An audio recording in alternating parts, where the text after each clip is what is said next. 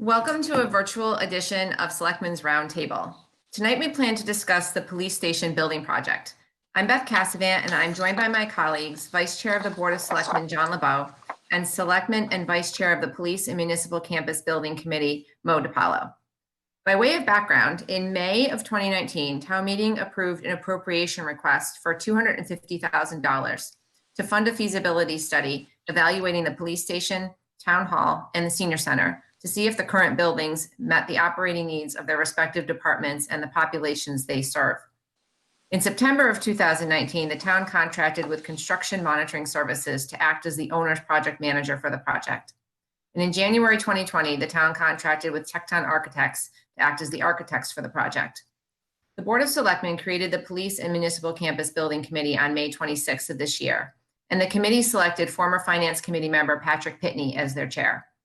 The committees met several times and presented to the Board of Selectmen at our July 28th meeting, where our board chose to focus exclusively on the police station at this time and voted to seek funding through a debt exclusion on the November 2020 ballot. So the current police station was constructed in 1971 and an addition was constructed in 1996. Shrewsbury is notably different now than it was almost 50 years ago. So I thought we could start out by spending a few minutes talking about how the needs of the town have changed and how that impacts the programmatic needs within the police station. And Mo, I know you did some research on then and now comparison of the town. So take that as our first topic. Mo, you need to unmute. You're muted.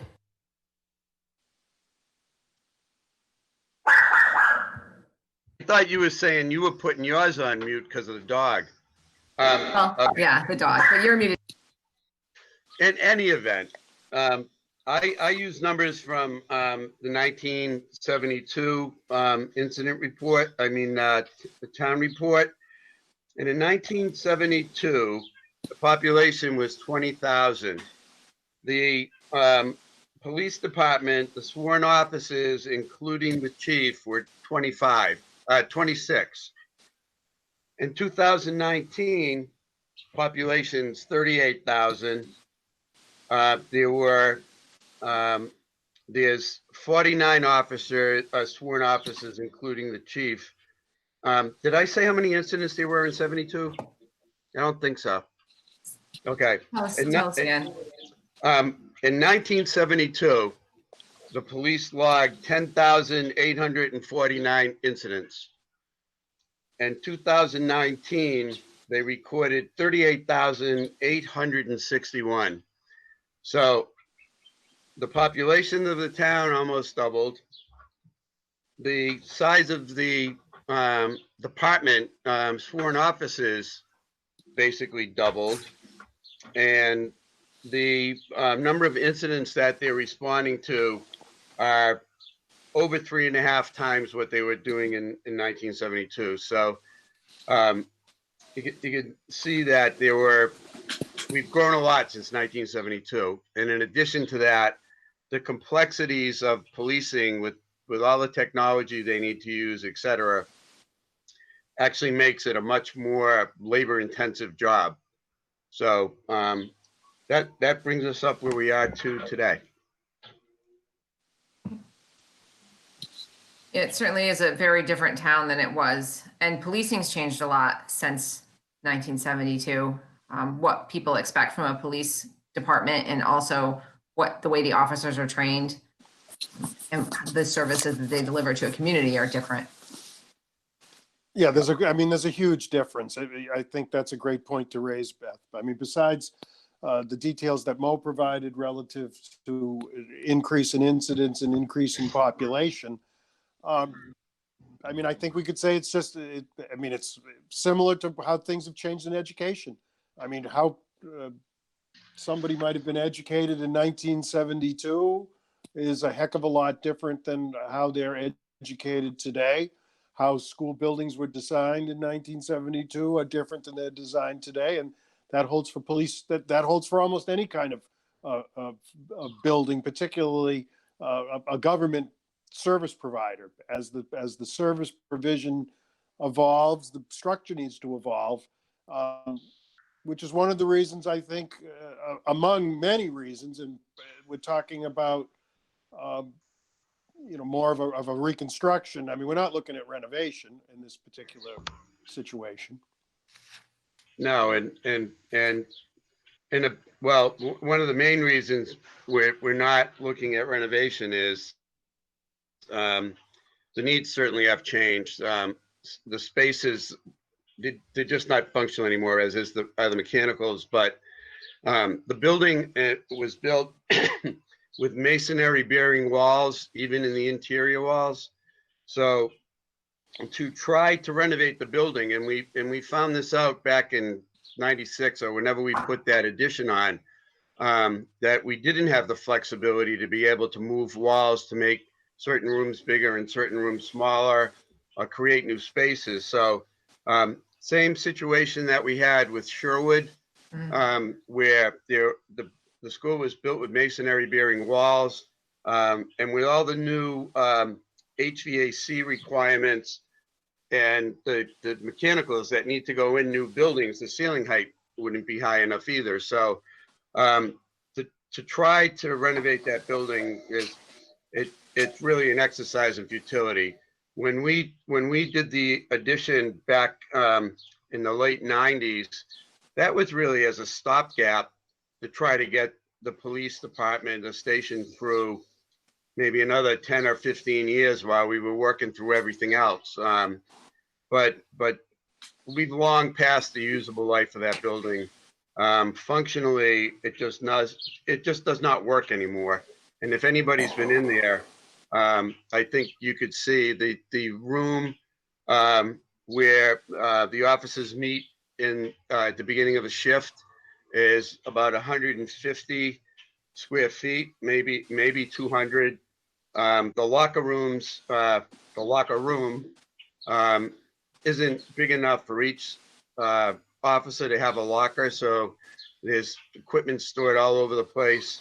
And another thing is that building wasn't built with facilities to have a co-ed police department. It's really, at this point now, inhibiting the ability of the department to actually recruit more women, because there aren't facilities that are making it able to accommodate that. Sounds kind of silly as we talk about it now in 2020, but it wasn't a consideration in 1972. So a lot of things have changed. And the building is just functionally, the building at this point has failed. It's obsolete. I think also, did I recall from one of the building committee meetings that if the building were to be renovated, it would then trigger some sort of code where you needed to bring it up to something so that it would be earthquake proof. It has a risk for category structures. Right. Seismic, yeah. Yeah. Police stations are actually are a higher level of requirements because they are public safety buildings, and they need to be able to withstand all kinds of things a library doesn't have to have. They need to be able to function in a catastrophe, a tornado, a hurricane, or whatever. They have to be able to survive that. And you're right. Seismic, it's actually something in every building now, but the police stations are built to even a stronger standard. They're made to be standing when everything else isn't. And that's true of any police station. That's not just because we don't have a ton of earthquakes here. It's still code. It's code. In different parts of the country, I think the earthquake requirements are a little different. I think in California, they're even more stringent than they are here because they're more prone to earthquakes. But it does require a lot more, and not just work, but the way it's constructed. It's a much stronger building. Mm-hmm. And when we talk about renovation versus, a whole new build, I think the town's track record is pretty clear. I mean, we try to find the best value. And for instance, Oak Middle, formerly the high school, that was able to be renovated. But on the other hand, when we looked at the former Sherwood and decided about its replacement, it became clear that there was greater value to be had with taking down the old building and putting up a new building. So in some cases, because of the things that were mentioned about bringing if you're going to do a reno, it does often, as you both mentioned, trigger that you might have to do building code upgrades that are, prohibitive in cost to do it that way when you're in an existing structure. So, we've gone both ways. We evaluate the existing structure to determine what's the best way to proceed. So if folks think we haven't considered reno, we have, and we've proven in the past when we thought that was in the recent past when we thought that was the best value, that was the way to go. But we've also shown when we don't find that the best way to go, new construction, and that people often see that when they do a home renovation. You deal with the contractor in good faith. They give you a price. They open something up, and you get the obligatory uh-oh, and uh-oh usually has dollar signs associated with it. You never know what you're going to find. Right. The other thing that I was going to mention was, and it's something that could be overcome, but it adds to the cost and it adds to the operational difficulties of the police department. The last renovation, when we did that addition, we didn't only, on the police station, we didn't only have the addition, we tried to renovate the heating systems and some other parts of the building. And that necessitated the police department moving out. And actually, they were in the old schoolhouse that is now the Historical Society's headquarters. So they worked out of there for, I don't know, at least 8 months. It's a very difficult transition to make now, because we've got a much bigger dispatch center that's got to stay fully operational. So trying to do a reno, even under the best of circumstances, if the building was more conducive to it, would still be difficult, because it would force the police department to move out of the building while they were doing it. That adds to operational costs for the police department. It impedes efficiency, and it also drives the cost up to do the renovation, because now you have to rent the building and you have to be able to work on the building at the same time. So it's difficult. We were lucky with the library that the Glavin Center happened to be available, where we were able to move the library in a reduced capacity up to one of the buildings at Glavin. We can't do that anymore. Glavin's gone. So there's no opportunity for that. So it's another reason why trying to work around that building doesn't work. But going back again to the main reason, the building was not built to do the kind of renovations that are needed now. What is needed in a police station now compared to 1971, 72 are like night and day. So to try to adapt it is very, very difficult. Mo, you spoke a bit about dispatch, and if I'm correct, there's also a desire to move toward a central emergency management model that would include all emergency service calls being handled in that one location within the police station building. Right. Could you speak a little bit about that? Sure. Well, we'd have the traditional dispatch as we know it for the police. The fire headquarters, what we'd like to do is eventually move the calls that go to the fire department to go into the dispatch center. And the dispatch center would handle police and fire. But beyond that, we actually, like Celco has a contractor that monitors their calls. They may go into the fire department, but from the fire department, they go to a contractor who handles and dispatches the calls. And we also have an issue that we're trying to address with this building of when there's a water line break or there's a sewer backup, any kind of catastrophe like that, something in DPW, trees go down. The calls are handled now, but they're handled sometimes through the fire department because that's where they go and they have to be transferred, sometimes to the police. So this would be central dispatch. It's all work that we're doing now. It probably would be a little enhanced, but what we're doing is bringing it into one operation, which is the modern way to do that. Mhm. Yeah. So there's efficiencies to be gained also. Yes. Correct, because if we had it set up that way, then wouldn't that free up firefighters that are currently answering calls for the fire department?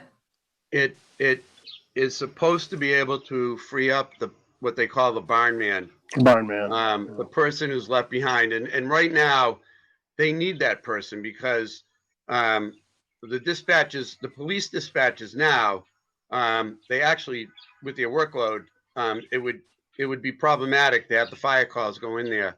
But also, dispatchers need to be trained to be able to triage the fire department calls. And right now, the fire department knows how to do that. Some of the dispatchers might know how to do it from training that they had elsewhere, but that's not part of our program. So there'd be some training involved, but yes, it would free up another person at headquarters. Thanks. Yep. So one of the other things that stuck out in my mind when I think about the police station, and I was fortunate to have a tour probably 4 years ago now to get into the building and really see some of the issues. And it's very reminiscent to me when I walked through that the building is facing similar issues to issues that are faced by school buildings when we decide to replace them, that we have officers trying to work in very close quarters, not able to have their own space for working, sharing desks, sharing computers. But one of the things that stuck out in my mind was the record storage and how long records need to be stored for in a police department, and that they're supposed to be kept in temperature control so that it maintains the validity of the records, and that many of our records are being stored in an attic space that isn't temperature controlled, isn't sprinklered. And they mentioned that the floor actually isn't meant to hold that much weight. And it reminded me of the renovation of the library, where we also had an issue with the floors not being able to hold the weight of the stacks of books when that renovated part was opened. So I was just wondering if you had any more insight into the limitations of the storage space, and then what kind of storage space would be provided in a new building. The space for the new building would be much more secure. The floors would be built to handle that kind of weight. It would be climate controlled, and it would be a bigger space where it could be organized, because right now there's boxes stacked on top of boxes. It's not easy to go back and find really old files. But it's not just files. There's also evidence that needs to be stored, at least through trials. And so that's being handled now because they're making do with what they have. But it really, because it can't be organized the way it really should be organized, I'm not saying stuff has gotten lost, but just like any place else, where I worked before, we had to maintain records for either 7 or 20 years, the medical records. And it's difficult to find something when you go back 10 or 15 years, try to find the right box if you don't have the stuff stored properly so you can access it.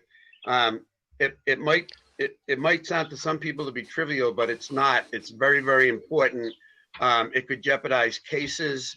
It just cause a myriad of problems. So that is one of the big items that the new building would address. But the other thing, if I may, is the whole holding cell area. It's not that we have rampant crime, but what we have right now isn't big enough. People need obviously to be segregated, and it's a lot different than it was even in 1996, 1998. There's handicap considerations now, or ADA, that weren't quite the same as they were. The ones back then aren't quite the same as what they are now. So that whole booking area and that needs to be more secure. It needs to be organized better so that going through that process is more seamless and quicker, because the officers are tied up the whole time that prisoner is in the station until they're locked up. So then the people in the station take care of it. But that's another big operational issue that the police department is confronting right now.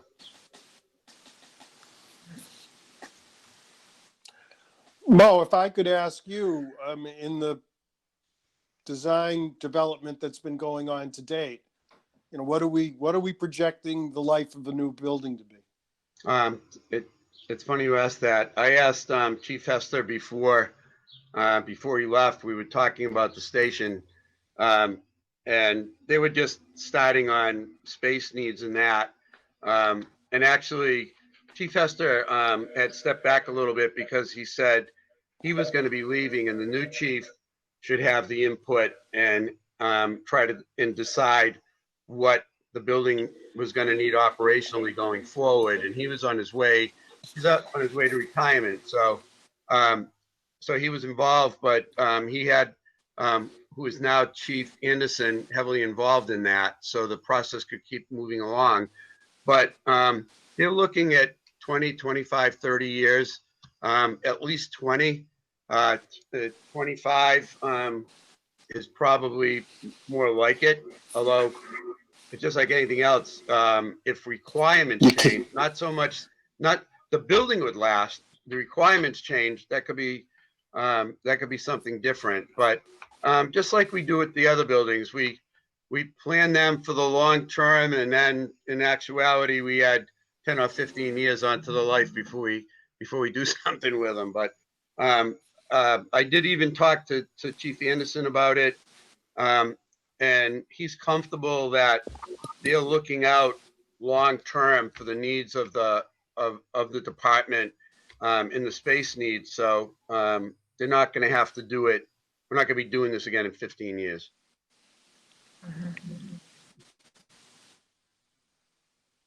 Yeah. Mo, did I also hear that they're planning space within the fitness area for tactical and de-escalation training, so that could also be provided to officers on site? Right. Yes, there's a room for that. There's fitness. There's other actually training space beyond that, classroom type space. But yes, they're enhancing their ability to train in-house, which they can't do right now. Right, because there isn't the classroom space and there isn't the training space. And I think it's very important now more than ever in the current climate that our officers are able to receive the types of training that they need in order to police in a way that's appropriate and that the community expects. And I think they're doing a great job, but at the same time, it's that much easier when you're able to do this on site. Right. It's not to say that they're not getting training. They have to go off site, and they won't be able to do all the training there, but they can do more there. It just helps for the efficiency of the operation. The other thing that is being considered is more storage undercover for the vehicles. Even with the new station, there's still only going to be room to put 4 or 6 cars in the building, from what I understand. But there'll be outside, there'll be T roofs where there'll at least be a roof they could park the cars under. So when it's snowing out and they get calls and they have to run out to the car, they don't have to stop it and clean it off, which sounds like incredible that they'd have to do it. But if you don't have any place to put it under cover, that's what happens. So, and that's the way new stations are being designed. There's a nice new one up in Gardner.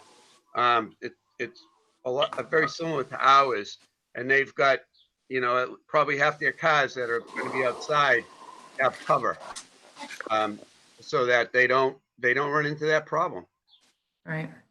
We only have about 3 minutes left, and one question that I've heard from people is why we would think about a project like this now, when we're dealing with a pandemic and all the financial ramifications that come with that.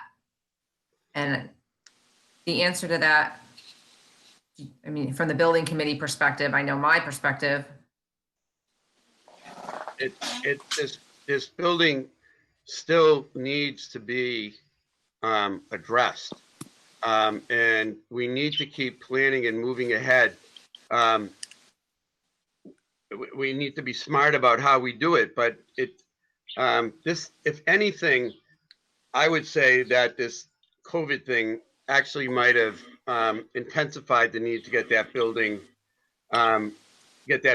built, because there are rooms in there, there are spaces in there that aren't available right now. I think it also is going to help them to do emergency response and emergency response training. So we still have to keep looking forward. This, as John knows, this station has been put off. Well, we did that other project in the late 90s supposed to hold us for a few years, and it always slipped back to the back of the pile, and back down to the bottom of the list. And it's at the point now where the work, it needs to be done. This building won't be completed if it gets approved in November. This building wouldn't even get completed for a year and a half, at least.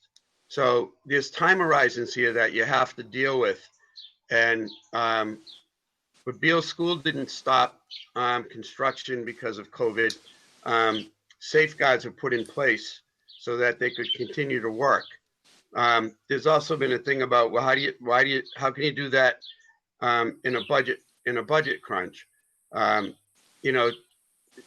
Should we be getting more money for the schools? They're different issues. They're different pots of money.